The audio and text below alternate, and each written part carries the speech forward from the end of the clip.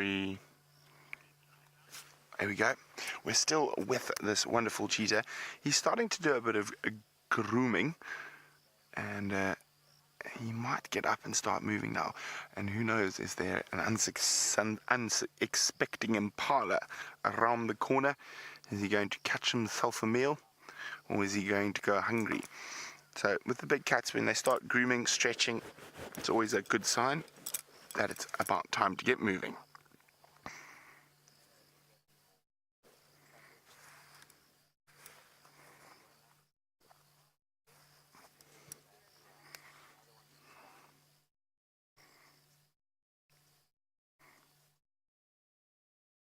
As I said, this is the favorite time of the day. Their favorite time of the day to get up and get moving.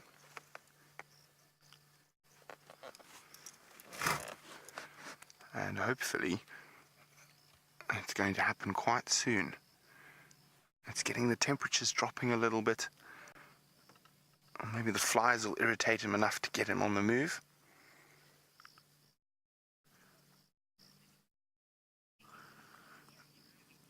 Well, there we go. For us, when we say it's starting to get a bit cooler, it's still 86 degrees Fahrenheit, 30 degrees Celsius. And well, that means it was quite a bit warmer earlier. But it is also quite humid today. I think it made it feel a bit worse. Come on, Cheetah, time to go hunting. Looks like he's almost in two minds. But he's not nearly as asleep as he was earlier. I wonder which way he's going to go.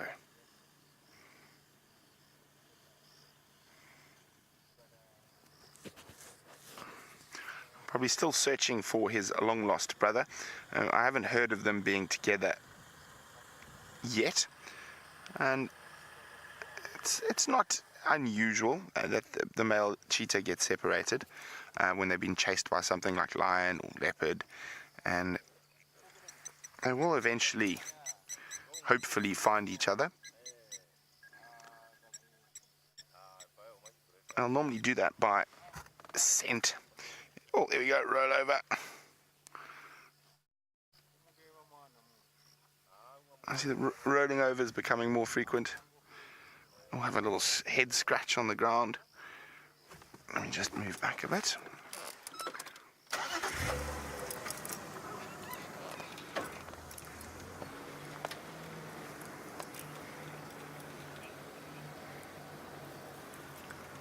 Vivian would like to know how many cheetahs are known to be on cheetah plains.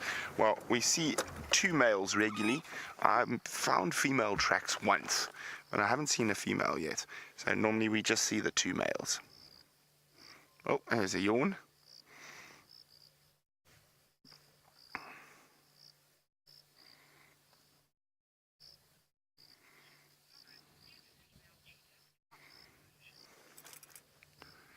Now, Lauren would like to know, do female cheetahs ever form coalitions? No, they don't, Lauren. They are solitary. And there's no evolutionary reason for them to form coalitions, whereas male, it's much easier for them to defend the territory. Female cheetah are more nomadic. Now, they have very big home ranges, but they pop in and out and all over the place. And you must remember that cooperation and things like coalitions are all to do with the best reason in evolutionary terms, which is either for mating or for food resource. There we go. Oh, and we just moved here. He rolls over again. But as I said, it's starting to look good for him getting up and maybe starting to get on the hunt shortly.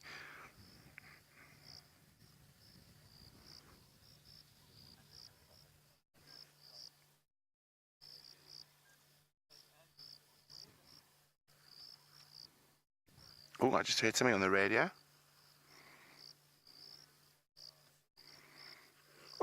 Oh, good scratch.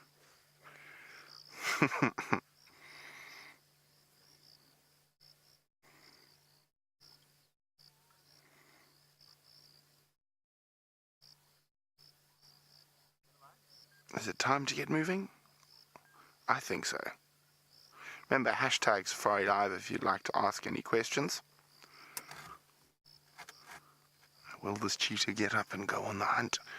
That is the question on my mind at the moment. There we go, he's up.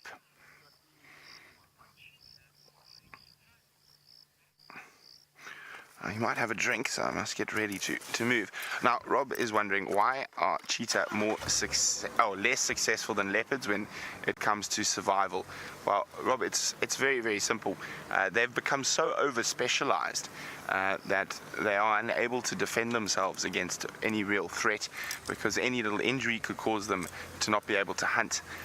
And they are literally the bottom of the predator food chain. So everyone else is higher up than them. As I say, even a big group of vultures can chase a cheetah off a kill. Oh, he's a bit more hungry than I thought.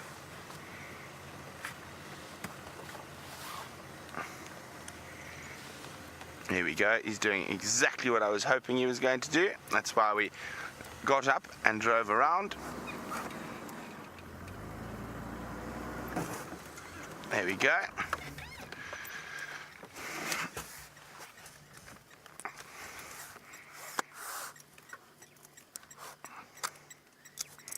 Isn't that pretty?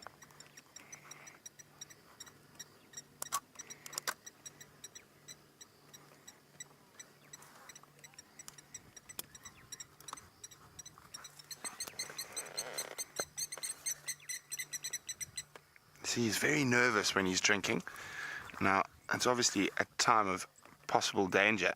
While his head's down, he's not watching what's happening around him, so they can be quite nervous while they're having a drink.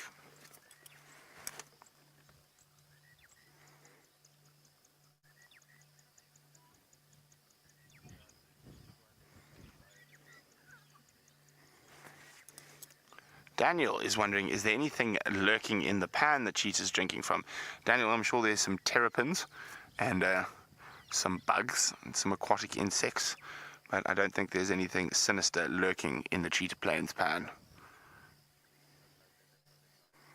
No Boris the Blade, although I have decided the next crocodile's name will be Bullet-Toothed Tony when we do find another crocodile. Not too thirsty, probably had a drink a bit earlier.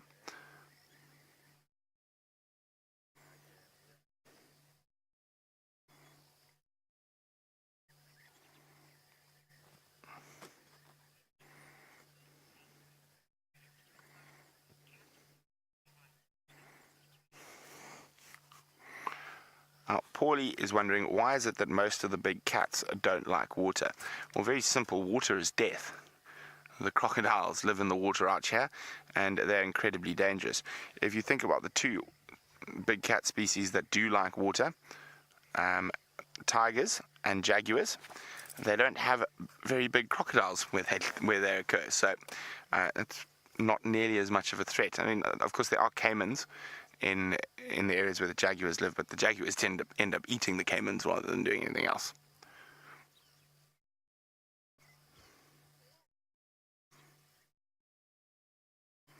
Absolutely stunning.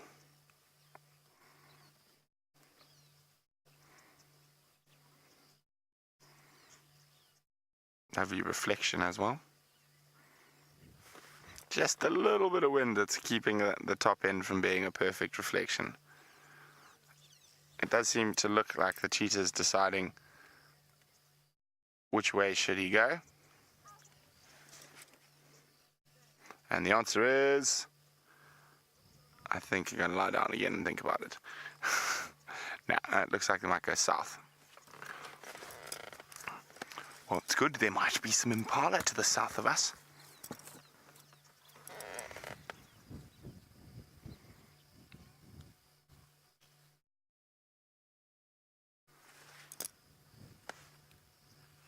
They are exquisitely beautiful animals, those very, very fine lines. Oh, they've got a bit of a limp. Very, very small limp. There you go, walking past a Chitwa safari vehicle. As guests also having a stunning view of this male cheetah.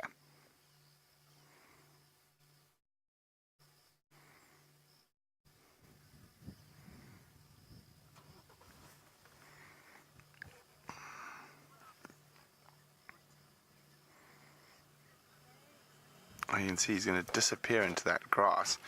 And it's going to be quite hard to follow him. Well, see him. I think we should manage there.